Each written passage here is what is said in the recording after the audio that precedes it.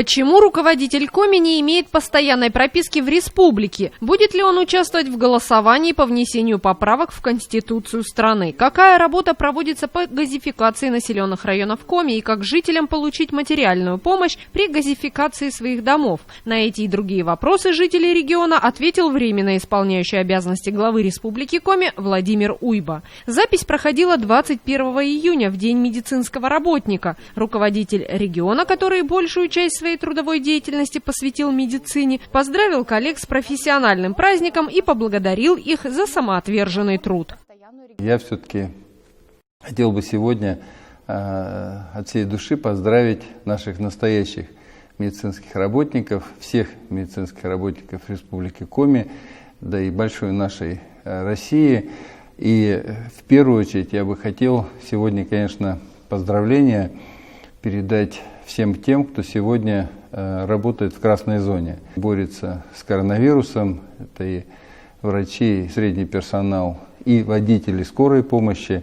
Все, кто сегодня рискует жизнью, здоровьем, но, тем не менее, не сходит с вахты и своим трудом, своей самоотверженностью, своим подвигом и, самое главное, даруя надежду, лечит наших граждан, наших жителей нашей республики, нашей страны.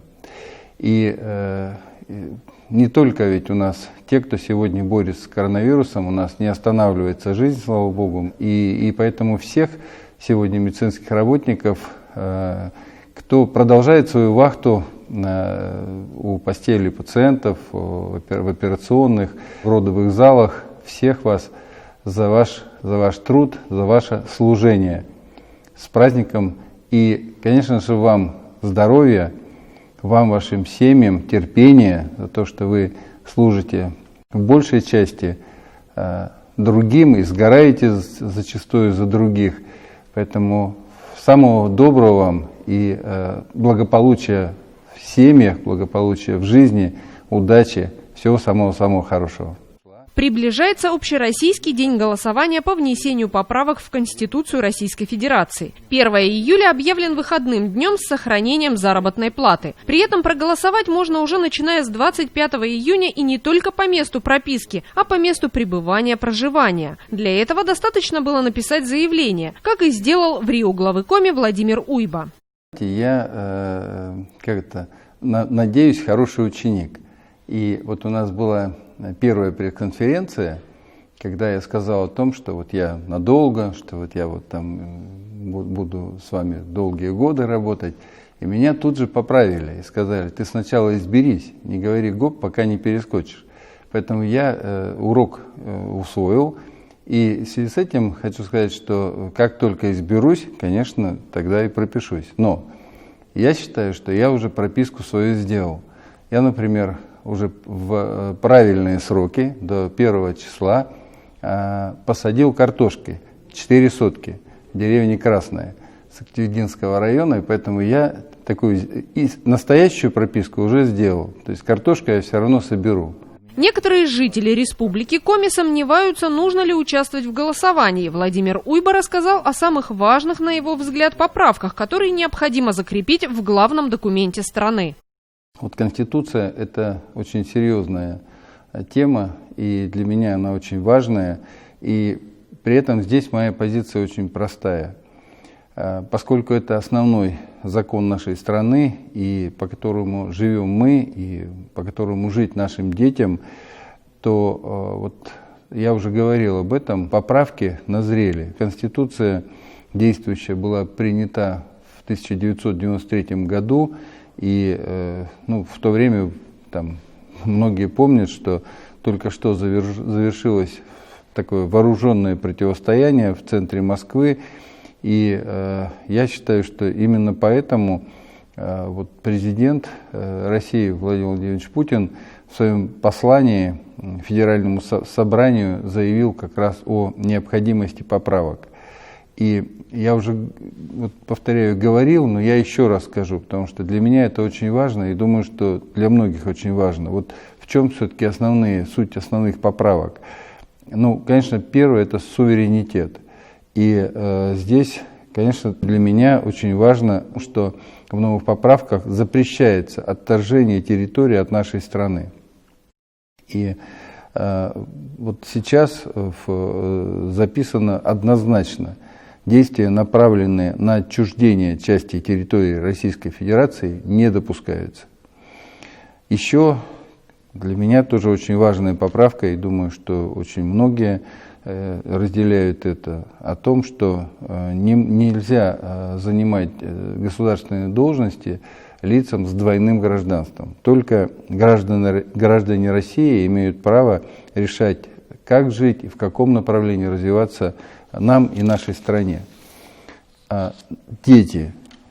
Вот впервые в нашем основном законе прописана обязанность государства защищать семью, материнство, отцовство и детство.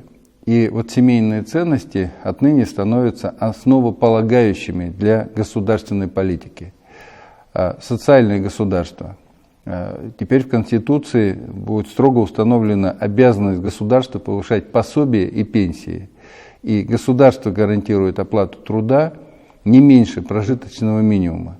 Ситуация, когда работающий человек не может сам себя обеспечить, недопустима. Медицина. Ну вот тоже для всех абсолютно очень важная, фундаментальная основа. И доступность медицины сегодня является ключевым фактором для сохранения нации. И это теперь тоже ответственность всех ветвей власти и всех уровней власти. И эти приоритеты закреплены в Конституции: повышение качества, доступности здравоохранения, защита природы. Тема крайне важная для Республики Коми. И мы уже говорили о том, что неравнодушным жителям республики удалось отстоять территорию республики, чтобы не засорять ее чужим мусором. А теперь в Конституции прямо прописана обязанность правительства Российской Федерации осуществлять меры, направленные на создание благоприятных условий для жизни, снижать негативное воздействие хозяйственной деятельности на окружающую среду. И вот я считаю, что вот такие фундаментальные, главные я сейчас только перечислил, но далеко это не полный перечень. И я уже сегодня говорил, что всенародное голосование должно стать завершающим этапом конституционной реформы. Вот без этого невозможно. Вот это очень важно. По большому счету, принятие вот такого голосования всенародного – это как раз крайне важная такая точка, когда жители России принимают или не принимают. И это основополагающее. Поэтому, конечно, вот мы говорили сегодня о прописке, да, и я, тем не менее, временную регистрацию сделал для того, чтобы проголосовать в республике. И я, безусловно, это сделаю. И, конечно, призываю всех прийти и проголосовать. В это голосование приняты беспрецедентные меры безопасности. Во-первых, с 25 июня по 1 июля голосование именно для того, чтобы люди могли прийти каждый в свое время, не создавая большого количества на избирательных пунктах, с тем, чтобы себя не подвергать опасности. Мало того, все вот меры безопасности будут приняты и как для работников избирательных участков, так и для голосующих. Кроме этого, мы еще, понятно, что у нас сейчас есть рост, мы об этом я постоянно говорю каждый день в Воркуте и Усинске, и мы там принимаем беспрецедентные меры. Там все, кто будет работать на избирательных участках, до этого заранее проходят тесты на коронавирус с тем, чтобы, поскольку они будут общаться с большим количеством людей, чтобы не было заражения. Еще одно новшество: те, кто не может прийти, по разным причинам, просто действительно не хочет подвергать себя, потом люди старшего возраста, к ним на дом по их заявлению придут работники участковых комиссий и проголосуют на дому. И понятно, что я уже сказал, что на самом деле это такое историческое событие. И, конечно, считаю, что это позиция именно гражданина России. Прийти и выразить свое решение по отношению к поправкам. В республике Коми проходит большая работа по газификации сел. В настоящее время в нашем регионе природным газом обеспечены более 50 населенных пунктов в 10 городских округах и муниципальных районах. «Газпром» планирует в конце 2020 года начать эту работу и завершить ее к 2022 году. Я не думаю, что здесь будет какой-то сбой. Но самое главное ведь не просто завести трубу к населенному пункту. Нужно же еще разводку сделать по внутри территории населенных пунктов. И здесь как раз дал поручение с тем, чтобы не только глава Карткировского района, но и всех районов, куда газ подойдет или уже подходит, чтобы делали предварительно, заблаговременно проект, как раз проектно-сметную документацию на газификацию самого населенного пункта. Поэтому, на мой взгляд, все идет своим чередом, все идет по плану, и я думаю, что жителям Карткировского района точно не стоит беспокоиться. До 2022 года, как я сказал, газ подойдет к самому населенному пункту, и думаю, что за год можно будет вполне развести газ уже по домам. На данный момент в республике природным газом обеспечено 52 населенных пункта и в 10 муниципальных районах. И, безусловно, этого точно недостаточно, тем более для республики, которая сама добывает газ. В текущем году завершено строительство объектов газоснабжения индивидуальных жилых домов в микрорайоне Кочпан в Сыктывкаре и в местечке Дав-3 в селе Выльгард. До конца года газ также будет доведен до населенного пункта Часово Сыктывдинского района. И сейчас ведутся работы по газификации индивидуальных жилых домов в микрорайоне Лесозавод города Сыктывкара. Кроме того, планируется подведение газа к жилым домам 3 микрорайонов Верхней Максаковки, к 6 населенным пунктам Сыктывдинского района и к 7 населенным пунктам Сысольского района. Подвести газ к домам недостаточно, надо, чтобы еще люди смогли подключиться. И для этого мы тоже разработали меры поддержки. Они заключаются в следующем. Материальную помощь на подключение газа людям, оказавшимся вне зависимости по каким причинам в тяжелом материальном положении, выделяем такую материальную помощь, и она составляет 30 тысяч рублей. Матпомощь при газификации жилья малоимущим гражданам еще больше, 50 тысяч рублей. И для получения этих видов поддержки не надо там никаких очень больших и сложных маршрутов проводить, то есть нужно просто обратиться в Центр соцзащиты либо в ближайший МФЦ. И там помогут оформить все документы. На развитие спортивной инфраструктуры в Сыктывкаре, Усинске, Сыктывдинском районе выделены большие средства. Жителей других муниципалитетов Коми волнует, будет ли финансовая поддержка оказана их населенным пунктам. Мы не только Усинск и Сыктывдинский район включаем в эту работу. Бюджетом муниципальных образований представляются субсидии в рамках региональных и федеральных программ и проектов. Это спорт, норма жизни. В столице республики на эти деньги будут созданы комплексы для подготовки и сдачи норм ГТО. В Усинске и Сыктывдине будут установлены спортивные площадки. И всем муниципалитетам республики предоставляются субсидии в рамках республиканской государственной программы развития физической культуры и спорта. А также в рамках народного бюджета, мы уже не раз об этом говорили, там есть тоже раздел физической культуры и спорта. Вот по этому разделу будут реализованы 18 проектов в 14 муниципалитетах. И при этом в народном бюджете жители сами же выбирают, то есть мы здесь не командуем. И отмечу, что на региональном и федеральном уровне оказывается еще дополнительная грантовая поддержка спортивным проектам. И здесь руководство муниципалитетов и неравнодушные граждане обязательно участвуют в конкурсных отборах для получения грантовой помощи на развитие уже спортивной инфраструктуры. Ну и вообще надо сказать, что спортсмены люди активные, неравнодушные, ну и поэтому я точно надеюсь, что спортивная инфраструктура в республике будет развиваться. Серьезная материальная помощь будет оказываться и профессиональному спорту.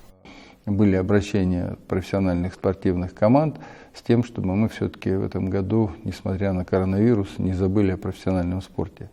При этом подчеркиваю, что вот мы оказываем помощь именно профессиональному спорту за счет внебюджетных источников. И, на мой взгляд, это справедливо.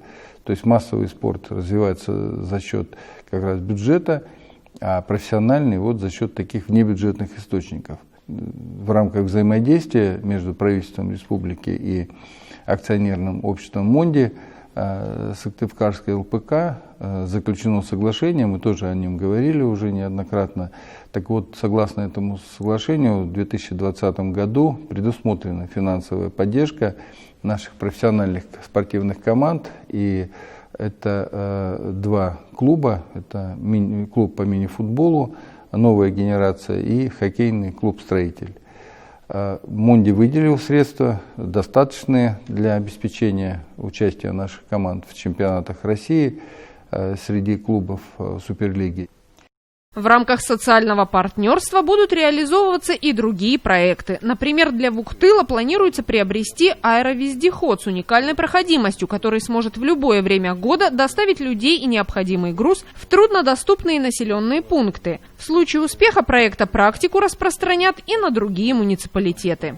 В Вуктыльском районе есть 10 труднодоступных населенных пунктов, и вот этой зимой жители 3 населенных пунктов практически оказались отрезанными от большой земли. И мы, на мой взгляд, нашли неплохой выход. Мы его обкатаем, конечно, посмотрим, как он заработает. Суть его в том, что мы приобретаем сейчас аэросани, у него название НЕРПа, и это тоже в рамках соглашения между правительством республики и «Лукойл». И вот этот вездеход будет передан в ведение администрации Вуктыла с тем, чтобы они уже дальше обеспечивали спрос во время такого бездорожья для регулярного транспортного сообщения между труднодоступными населенными пунктами. Мало того, я думаю, что после того, как мы сейчас такой пилотный проект запустим, посмотрим, как будет работать вот эти аэросани. У нас же не только в Вуктыльском районе, у нас же есть еще много населенных пунктов, где тоже и зимой, и весной не проедешь, не пройдешь. Поэтому, если будет успешный опыт, то мы его масштабируем и на другие, такие же труднодоступные районы. Завершая отвечать на вопросы жителей Коми, Владимир Уйба рассказал о ситуации с коронавирусом в регионе. Отмечается снижение роста заболеваемости COVID-19. Большинство заразившихся по-прежнему в Воркуте и Усинске. Но та работа, которую сейчас проводят медики, дает положительные результаты, отметил в Рио главы Коми.